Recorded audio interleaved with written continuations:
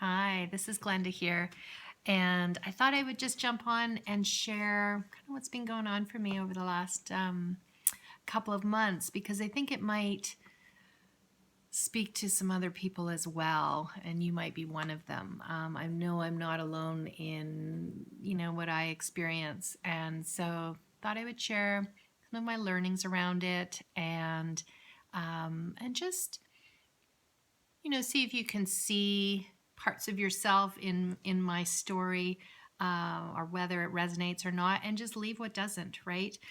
You may know someone that may be going through a similar thing that I've been going through.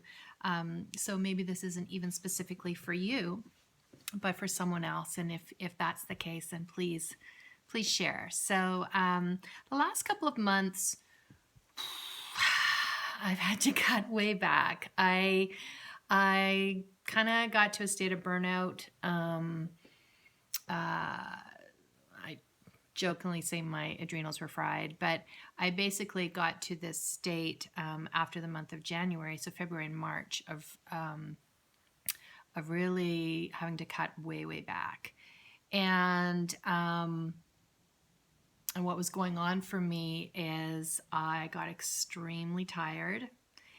And yet my nervous system was like in fight or flight almost continually. So to the point that even I'd be lying down resting and I would still feel very wired. You've heard the term wired but tired, right? So I was pretty well in that situation. And today I'm gonna talk about stress because that's a big part of this, and no one likes to talk about it.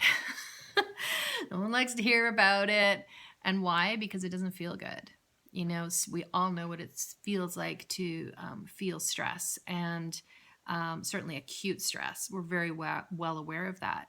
Some of us may not be, and I certainly wasn't for the longest time. I didn't realize that I was in a chronically stressed state, as it just kind of flew under the radar for a really long time. So I think it's important to talk about it, though, because we know that stress is something we don't want to feel. So it's important to know what can lead to stress. And then also, ways we can avoid it and put our focus on how we do want to feel instead. So I'm going to go there today. We're going to talk a little bit about it. And I am going to share with you some of the specific causes of my burnout. And I'm going to touch on some causes of stress that you may not have even thought about before. So, each time I go through a burnout, I learn a lot about myself. I have a deeper understanding about myself. And I learn more about what I don't want. And then also, as a result of that, I learn about what I do want, right? And then the steps to take. So, when we hear about stress, often what our minds go to is very much about mental and emotional stress, right? And don't get me wrong, to me, those are the biggest stressors there are. But there's more, and we will talk about some of the mental emotional stuff later. But I wanted to start with maybe some things that you haven't maybe thought about. So we're going to start with food and drink. And I know I'm not going to be super popular with these topics because no one likes to hear that something they really enjoy may potentially be causing stress on their bodies. I'm going to share this with the caveat that each and every one of our bodies is different. Okay, we all metabolize things in different ways, at different rates. We all have different sensitivities to different things. So I'm just going to talk about ones that, again, you may not have thought of before, or you may have heard, and it may just be a reminder. So the first thing is food, and food specifically that spikes your blood sugar, right? So you eat the food, it spikes your blood sugar, and then of course you get the crash. And it's just, I'm not going to go into full detail about this, but triggers the insulin response. And basically, your body then has to go into go mode to deal with this roller coaster of blood sugars, right? So instead, like if we looked at if your blood sugars were reasonably steady, it doesn't have to do as much, right, to manage that versus if you've got this roller coaster going on, because your body's always about homeostasis. It's always about trying to bring you back into balance. And so it has to do some extra work when you have those blood sugar spikes. So, we know, we've all heard sugar is one of them, white flour products, processed foods. I'm not going to go into huge detail, but you've heard of these things, like fast food is crappy, all that kind of stuff. And anything basically that is high glycemic, right? You can look it up, there's high glycemic load. And basically this is how our body, what our body does or with that sugar, right? So for instance, a carrot is going to have a higher glycemic rating than a piece of celery just because it's sweeter, right? And there's more sugar in it. So there's that. There's this roller coaster of blood sugars. The other thing is that these foods can cause inflammation in the body. And so whenever you have inflammation, your body has to go to work to deal with that inflammation. And it takes some of your energy away from just your ordinary everyday functioning of your body that now has to have that energy diverted towards dealing with inflammation, right? So again, that is a stress. It's a stress on the body. And so just start to think about, some of those things. And of course, whenever you feel stress, that whole stress response often leads to anxiety. And, it's really, if you're someone who feels a lot of anxiety, I'm not saying this is the definite cause of it, but it could be something that is contributing to what you're feeling in your anxiety is the foods and the sugars, right, that you're taking in. So that's one. And then, of course, there's just sensitivities in general. I know that my body is not a fan of gluten. I also know that my body is not a fan of dairy, right? It just happens to be that. Whereas the next person can eat that and have no problem at all, right? So everyone has their own sensitivities, and it's not necessarily to just bad things. It can be, some people are not great with apples, right? And our bodies all metabolize foods differently. There's literally, so for me, I'm not great at processing fats, right? Especially if there's a lot of it at once. But so for instance, the keto diet, that's not for me. I do not do well on a keto diet. Whereas for someone else, it might be like the bomb diggity, right? It might work really well for them. So it really is feeling into what I say with foods. It's like, how do you feel and how is your body functioning after, you're eating these foods, and really being willing to take a look at that. So that's one area. Literally, foods can actually cause a stress on our bodies. So it's about getting to know your body, getting to know how it feels, getting in touch with it. And then the next thing is, let's talk about drink. Okay. Yeah, no one's going to be a fan of this. So caffeine.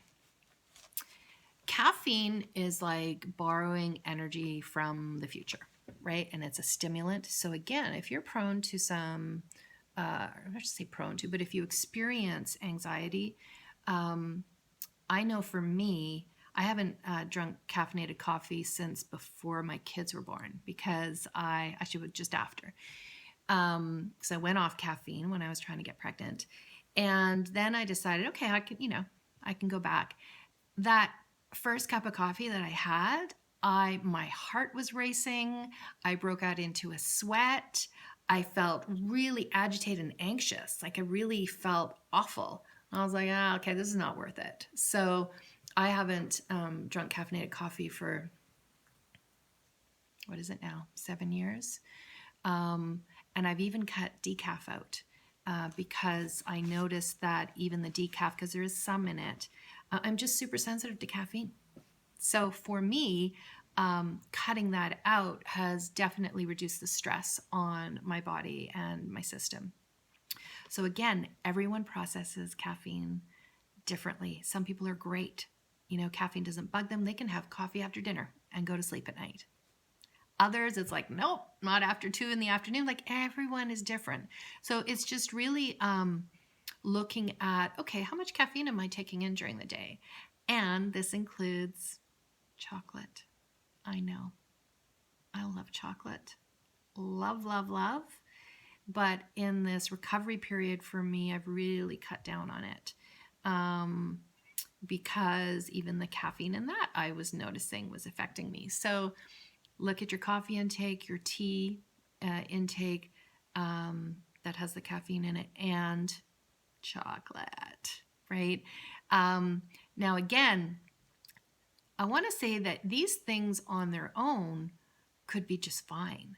But if you are combining combining coffee and eating a lot of chocolate, then those things together might be too much, right? So it's finding out like what is an okay amount for you. For me right now, it's none of it. And that's okay. Will I go back to it? Not the caffeinated coffee. I don't miss that at all.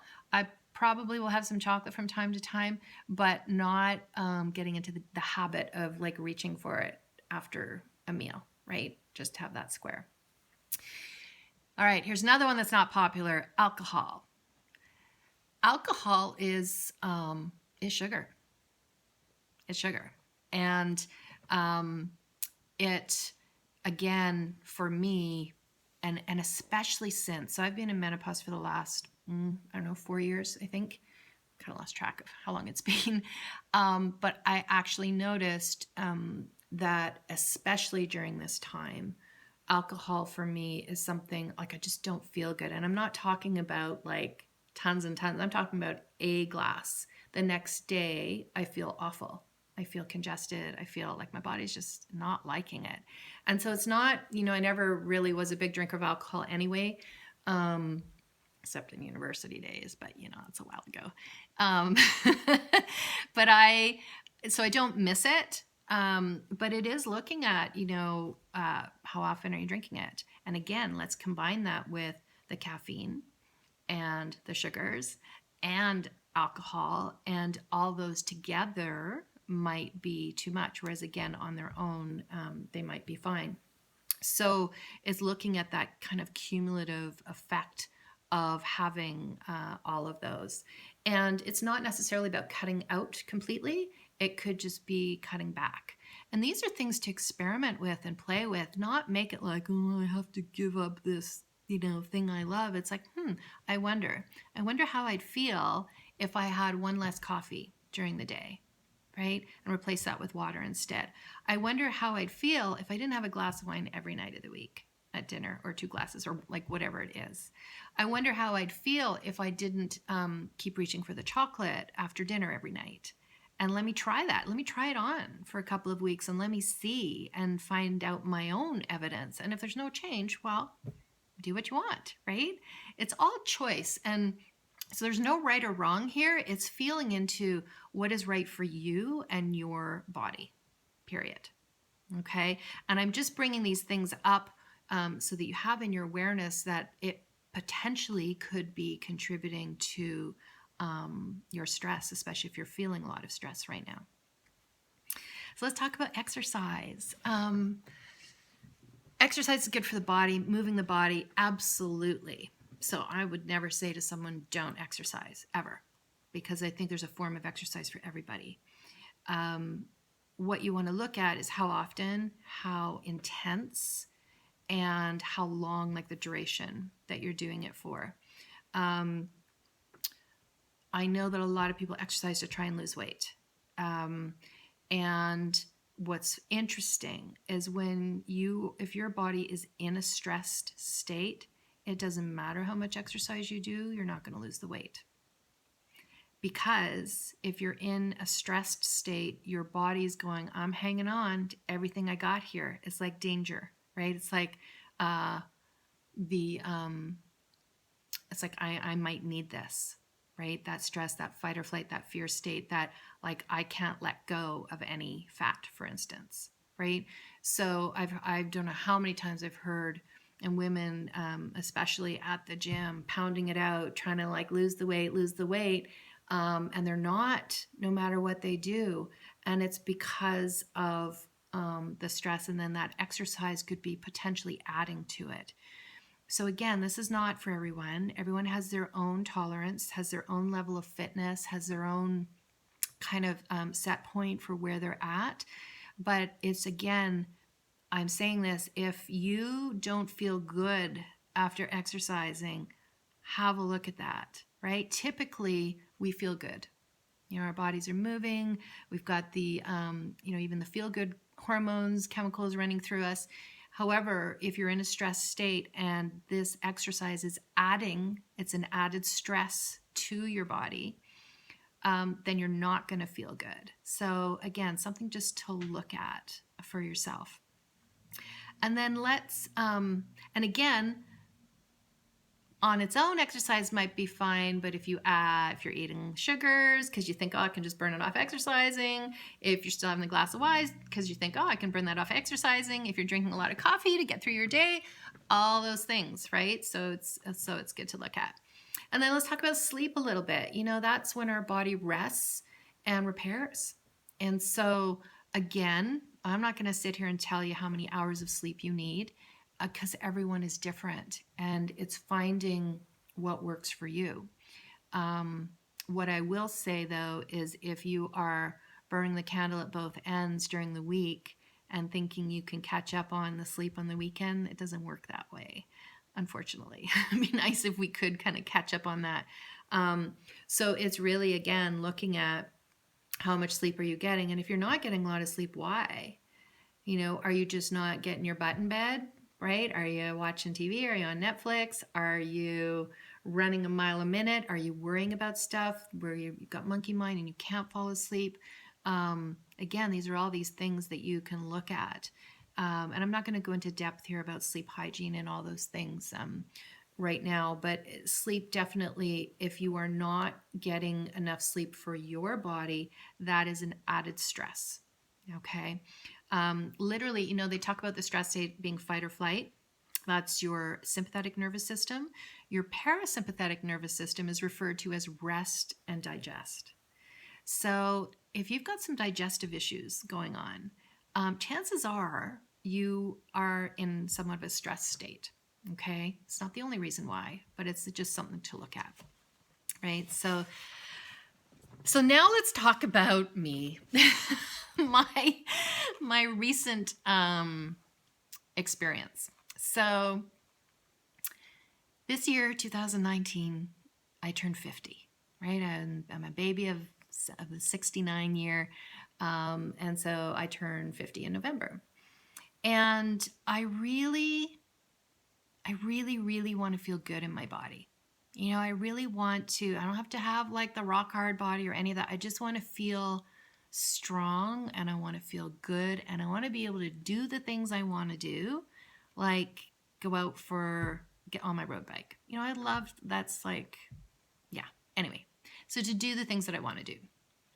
And as I mentioned before, I've been in menopause for the past 4 years, and that started only 3 years after my 5th pregnancy. So I had 5 pregnancies in a 3.5-year time period. So I had my 2 girls, and I had 3 miscarriages.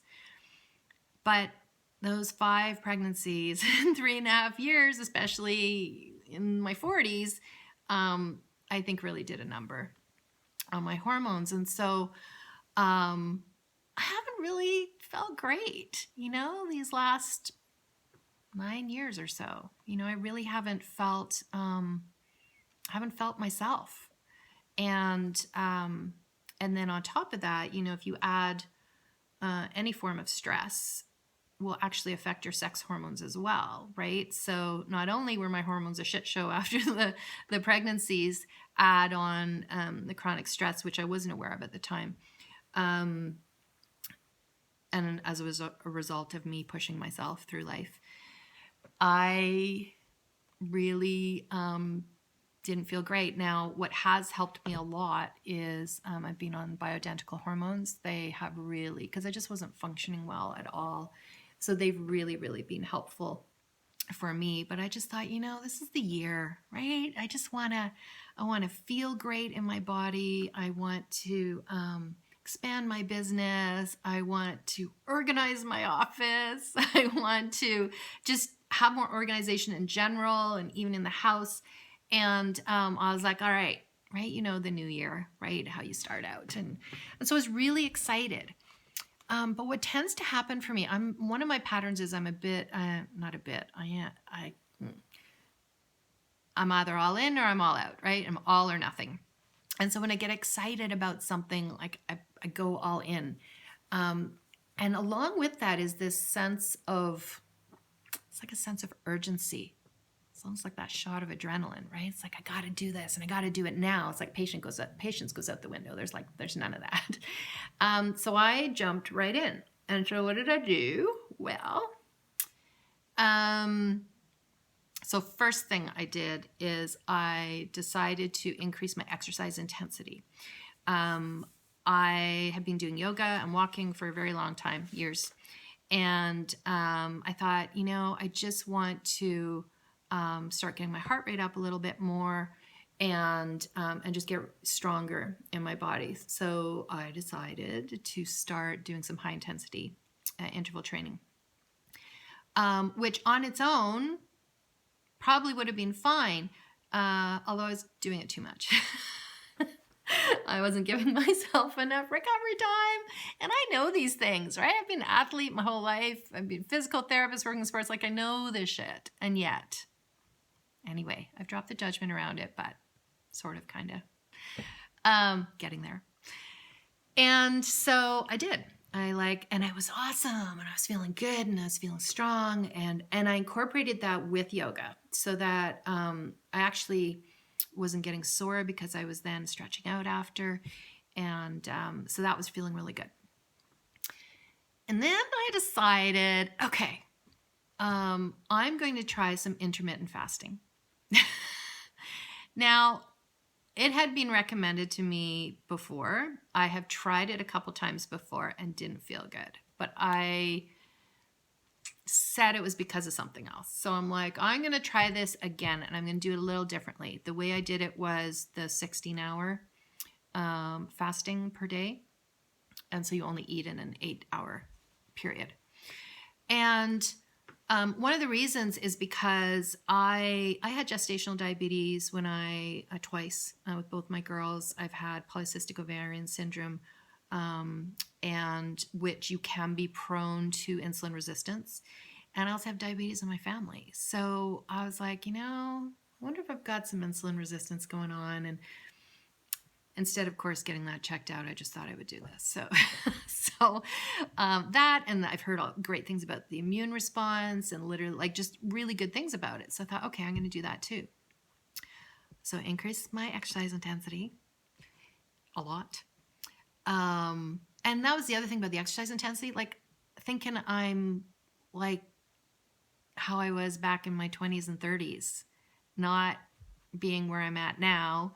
And in menopause, which is really it's not a time to really ramp things up, people. Let's be clear about that. Doesn't mean that you have to stop or any of that stuff, but it's I understand that it's a time for me to be really gentle with myself. So, and especially I've got 2 young kids, it's a bit of an oxymoron.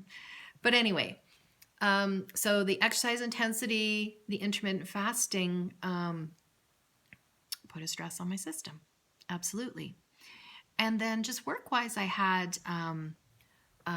was just busier. I mean, it wasn't crazy busy, but I was busier than what I was used to. I'd had a workshop, I gave a talk, I held my circle, I had a lot of calls with people and my clients, and I was just busy, just busier than I had been. And one of the things that I didn't realize at the time that I've now come to understand, having gone through this and just kind of being on the other side of it, is I was back in my pattern of trying to prove myself, so how for those of you who have the belief that you're not enough, and my way of dealing with that was to serial achieve, right? Is to try to prove my worth in by achieving and blah, blah, blah. So I recognize now that I had kind of got into a bit of push mode. So the urgency, this kind of like, I'd almost be in fight or flight while I was working, right? Or I'd be in fight or flight while I'm like doing stuff. And so that wasn't working, and that was not feeling good at all. And so that was something I really came to understand. And then the second thing I really came to have an even deeper understanding of just how sensitive my body is, right? And this is for all you people out there who know that you're sensitive. I'm sensitive to foods. I'm sensitive to caffeine. I'm sensitive to alcohol. I'm sensitive to the sun. I've had 5 melanomas. And so, my body is just, it's sensitive. I'm not saying that in a bad way. It's just like, it's just an isness. It's like I have a high level of sensitivity. I'm also sensitive energetically. I feel a lot. My own emotions are quite, how would I say it? I don't know, amped up, but like I feel them very strongly. And what I also, and this was what I didn't recognize at the time, but I know now, was at that time, I feel a lot in the collective. I feel a lot of energy, and even the planetary shifts. I mean, we had 3 supermoons in the beginning of the year, and like each month there was one. And like that stuff, I feel it. It affects me. Not everyone, it doesn't affect everyone, but I've just come to know that, okay, yes, that sensitivity and what was going on at a collective level, what was going on. And of course, when I'm not in tune with the fact that what I'm feeling actually doesn't even belong to me, I take it and I internalize it and go, what's wrong with me? Like, why am I feeling this way? Right? And then I jump into my pattern of like, I'm broken, I need fixing, which is not the truth. It's just an old pattern. And so I would go into that and I'd be like, oh my God, like, what is wrong with me? Why am I feeling all of this? So, and the reason, and it doesn't feel good, is because energy that is not yours in your body or in your space, it doesn't feel good. It's not aligned with who you really are. So I was feeling it a lot and I didn't recognize it at the time. So increase exercise intensity, intermittent fasting. And I didn't mention about the intermittent fasting that I probably wasn't eating enough either. I don't know why, it just didn't. So there's that too. I was getting enough sleep, so that was okay. The odd coffee was slipping in there, the odd decaf coffee. The chocolate did go up for sure. What was going on in the collective, just energetically, and this pushing, right? Getting into that kind of urgency and that trying to prove myself mode. So all those together, they add up to a perfect storm and a perfect storm of like burnout. And so I think it's just really important to know, like, I know for me, it's important for me to know, yeah, okay, these things all together are not good. And I know, when you go to make a change, making a lot of change at once is not a great idea. And yet I did it anyway. But, it's just simply like, oh, okay, these are some things for me to become aware of. And if I start to feel that way again, let me have a look at what am I doing? And is this even mine that I'm feeling? And am I back in an old pattern of like, trying to push myself? So what I'm doing now, so on the other side of it, so after that happened, and at the end of January, I just went, or the beginning of February, getting a lot of rest, and sleep is really important for recovery. And so sleep, I'm getting in bed early at night. I am now back getting up early in the morning to do my yoga. I was sleeping in for a bit, and also even having naps during the day if I needed. So there was that. I did keep up the yoga, even if I wasn't doing it first thing in the morning. Just moving my body and breathing, right? It's just so good, guys. Gosh, if you feel stressed or anxious, it's such a great thing. So I was doing that every day. And getting outside, getting out and just walking the kids to school and back, and getting out in the ravine, just mild stuff, like really, really gentle. Eating, yeah, I'm 6 times a day now. I feel better. My blood sugars I'm pretty sure my blood sugars got dysregulated even more trying the intermittent fasting. So for me, what feels good at the moment is keeping my blood sugars regular. And you know, my diet is, in terms of what I eat, is pretty healthy for the most part, but certainly cutting out those things that I know for sure that I'm sensitive to. And also what I've been doing is looking at harmony, having more harmony or creating more harmony within my day. So what I mean by that is, you know, not like, okay, kids are dropped off at school, I got to pick them up by 3, go hard, work, get it done. Is looking at, no, let me definitely do some work, but there's got to be self-care time in there, and there's got to be even playtime in there, right? Where I'm like feeding my soul and doing what I love. So it's still a work in progress. I'm still learning it, and not every day is exactly the same. It can't be, because, you know, you have different appointments, what have you. So it really is, I'm still playing with that, but it feels much better. Also with work is like, what do I love? You know, not what I should do. What, you know, what's going to bring in more money? What's the thing? What are people looking for? It really is getting in touch with, what do I love to do? Because I know that affects my energetics, and also, then that affects how you're creating your life. So that. And then I have a daily practice. I have had for a long time, but I've kind of refined it and fine-tuned it. So what a daily practice is time for me. It's where I go inward. It's where I take care of, like, this divine being in this vessel that is my body, and just really check in, and what is it that I need, and also just be in connection with source and with my own soul. And the other thing that I really, really notice is that connection with other people is like breathing for me. I need that on a daily basis, whether it's on the phone, whether it's in person, even if it's a text. It's like me going into like my solo cave. There's moments of that where I need that, but if I do that for very long and I'm out of connection with people, my heart is not happy about that at all. So that's something else I've learned. And the daily practice, you know, that's non-negotiable. Like, that is something that I do every day. And so that's something that I recommend to a lot of people, because it's about taking care of your internal state, the spirit that you are. And it's so important in terms of creating consciously in your life. So, and then the other thing, because I'm in bed earlier, I wasn't like watching Netflix a crap load, but I was watching it. And so that's cut down. I'm off technology. I'm even sensitive to technology. I can't sit in front of my computer for very long or be on my phone very long. I really start to feel gross, like feel ugh. So taking breaks from that. So off social media, I'm on it, but I'm not on it for very long.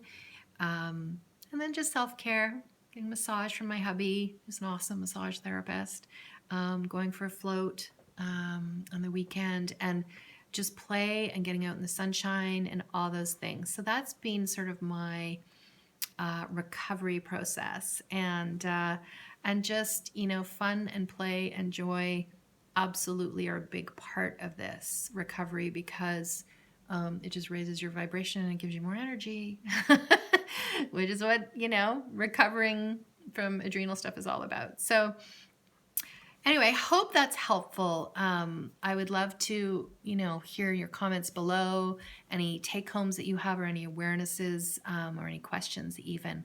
But I wanted to share that because I know I'm not alone in this. I hear it way too often from way too many people. And I just wanted to share my experience in the hopes that it would help. So until next time, much love for now.